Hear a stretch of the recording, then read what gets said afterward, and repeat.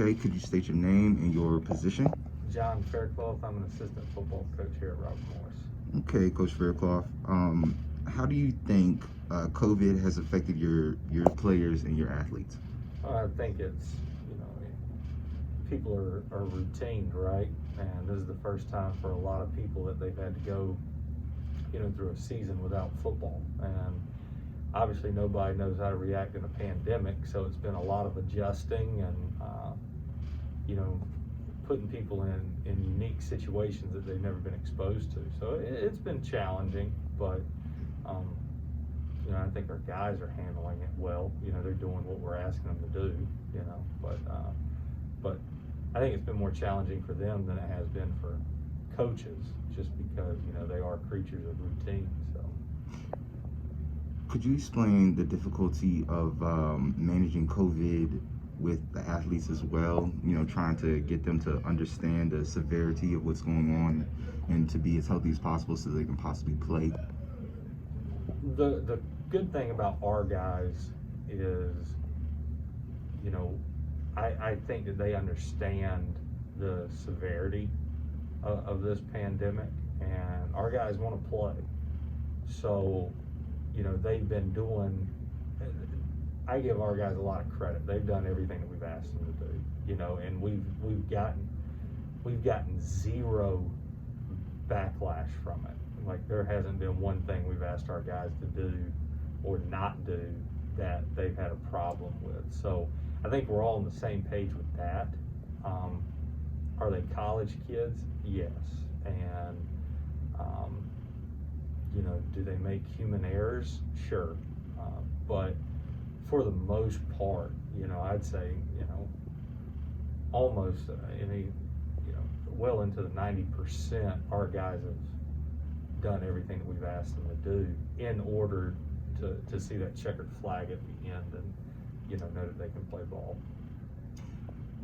Are there any contingency plans for this coming season? No clue. No clue. I think everything right now is, I don't want to say wait and see, but we're constantly adapting. What our plans in August shifted, and then our plans in September changed, and then our plans in October. So I mean, it's school wide, it's national. It's a country thing. Like, we keep having to adapt. So I couldn't even begin to tell you what future plans may look like.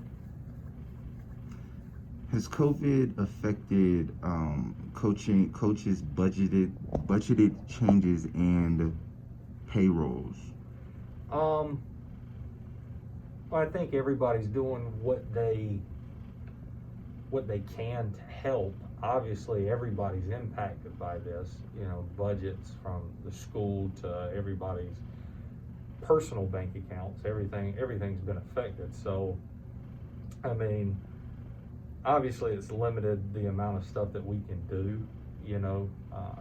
Now on the other hand of that, we're not traveling. We're not going to recruit. So you're able to help out the budget that way. But I think everybody's very budget conscious right now, and everybody's kind of doing their part right now. But it just goes back to a couple questions before. Everything's being adjusted and adapted right now. Like, it's a lot of stuff that we've never had to go through. So everybody's doing what they have to do right now in order to play.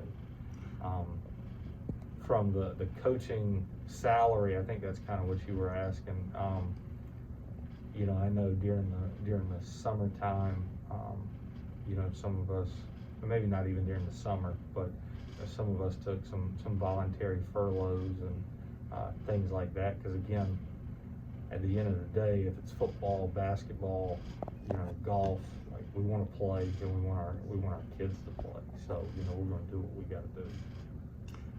Last question I have for you is, do you have any idea how the delay of fall sports has affected the budgeting? I can't speak 100% on Robert Morris's exact budget amounts. Chris King's done a good job of keeping us informed. Obviously, we've taken some hits, with losing guarantee games and stuff like that. I know around the country, it's really bad in some places.